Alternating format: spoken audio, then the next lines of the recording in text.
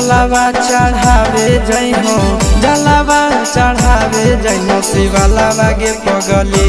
गौरा मैया के सैया से मंगी होई है पगलावा गे पगली। गौरा मैया के सैया से मंगी होई है पगलावा गे पगली।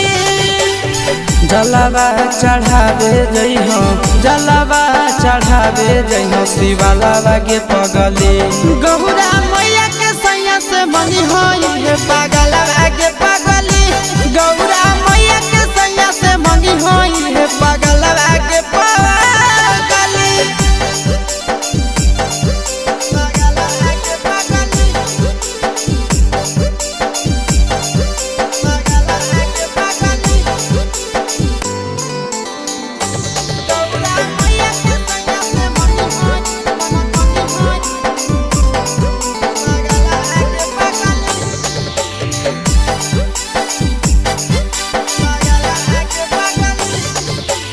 सावन में कदी है भोले बाबा के ढायनावा।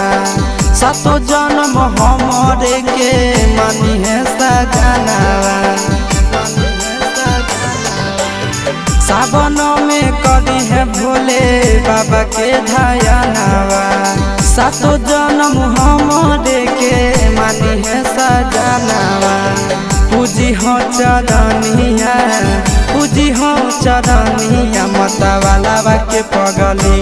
गौरा मैया के सैया से मंगी है पगलावा गे पगली। गौरा मैया के सैया से मंगी है पगलावा गे पगली।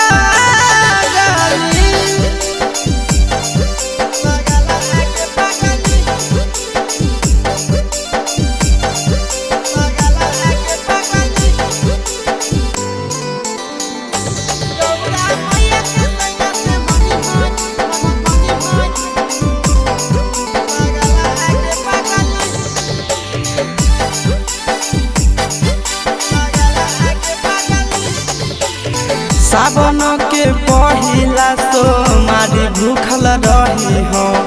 दिलावा के बतिया भोले बाबा जी से कही हो।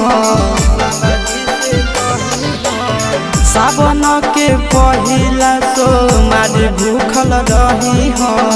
दिलावा के बतिया भोले बाबा जी से कही हो।